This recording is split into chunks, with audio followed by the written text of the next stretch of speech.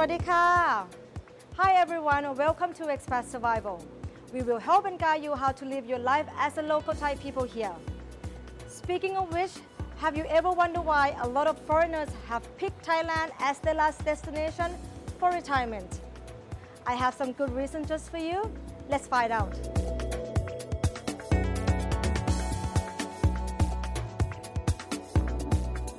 So, what kind of people have you met here? Well, the morning after we arrived, we attended the Expats Coffee Clutch at one of the local hotel inns, just within the moat. And we met all kinds of neat people there. Sat down with strangers, had a cup of coffee, and got to get some business cards. And then one of the fellows turned out to be a neighbor there. Robert was there. Turned out to be our neighbor. We would have never known that. He was an Australian author, written a couple of books. John, a Canadian gemologist type who's studying over here. And then it was, I think, about 2 weeks after that, we went to the monthly Expats Club meeting. 200 people, lecture, met more and more interesting people. And they've become a group of people that we'll go out to dinner, for example, tonight with. Yeah. So, and then the clubs within the club, photographic club, video club, computer club, and we've been to a couple of their meetings to learn. There's lots to learn. The computer club's been good. And then there's a hiking club, and there's a gardening club, and travel club. Yeah, there's several. I'm sure there's quilting and anything else. I mean, whole gamut, but a great group of people. And the last meeting we had the U.S. Consul General come and talk to the group. Prior to that was a British guy that works for BBC or National Geographic with a film. They'd made some films as they were flying across Central Asia to Jordan in ultralights. It'll last a couple of hours and have a cup of coffee and have a buffet and meet a bunch of people. And I think that was the neatest thing for a brand new person to do coming to Chiang Mai. It's all of a sudden you meet people like Dr. Graves or someone from the opera club or the music club, and you realize that things are happening all the time. You just need to know where to go get them.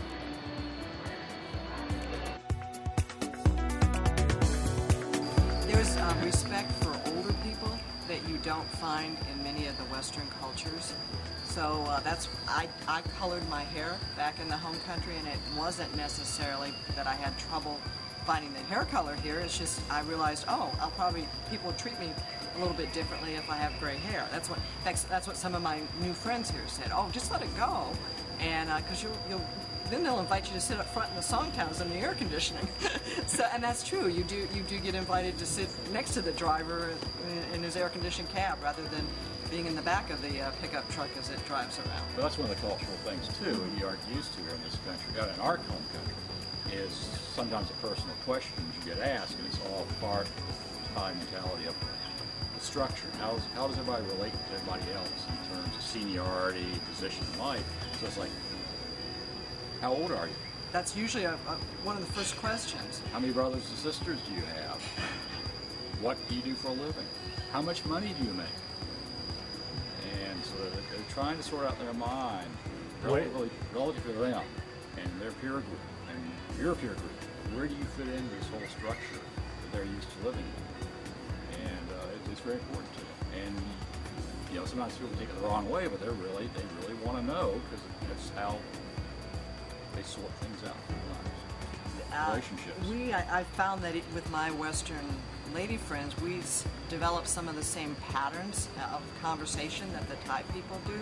For example, I go to a lunch and I've got a new outfit on, and everybody's admiring it. And if I don't say, in the West we say, "Oh, I'm glad you like it. I got it at Central Department Store."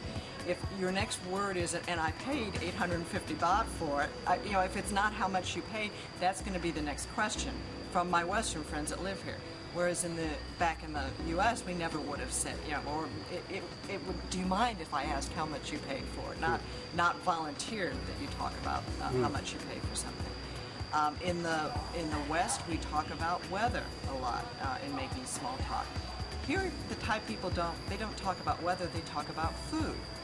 And we find us doing the same thing with our Western friends about, where did you eat last night? What did you have?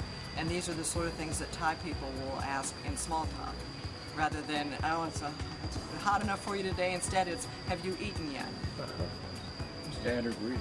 Yeah, the standard greeting is, have you eaten yet? and occasionally Thai people that don't understand our culture but do speak some English will try to ask that question in English. Like I walk into the health club and the attendant there will say, oh, hi, how are you? Have you eaten yet? And you're like, no, why? Is there a buffet? Are we having a party here at the health club today? Whether it's food, tropical weather, low cost of living, or a beautiful city, this is already giving you why they have picked Thailand for the retirement. What about you?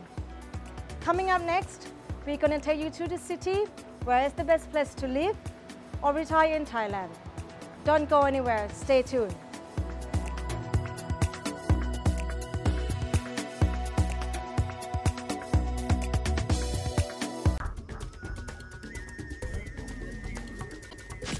Nine girls from 3 countries.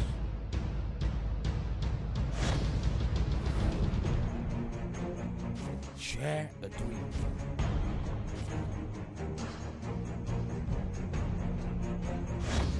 To live. To train. And fight in Thailand. You got to feel your left fist got to be the axe, sharp.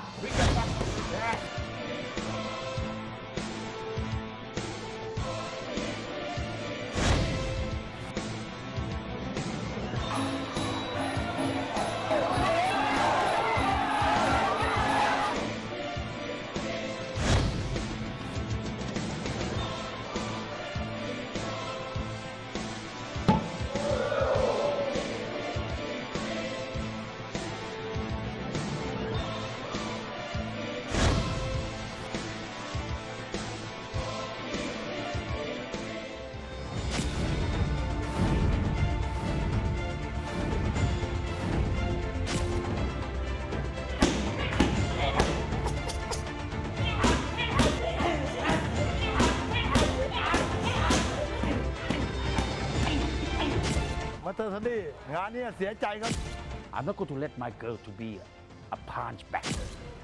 We're going to train hard with mind, body, and the spirit of champion. We can win.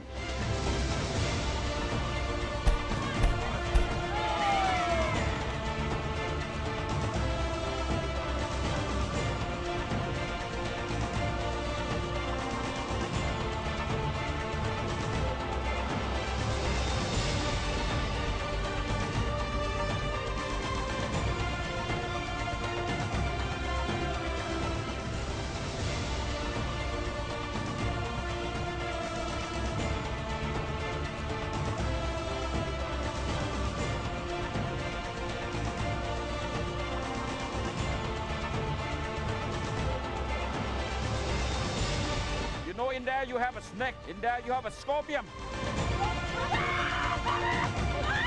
Master Toddy, you had us going through there?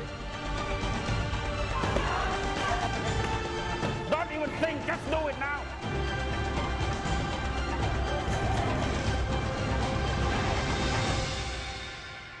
To be the winner, let's make it.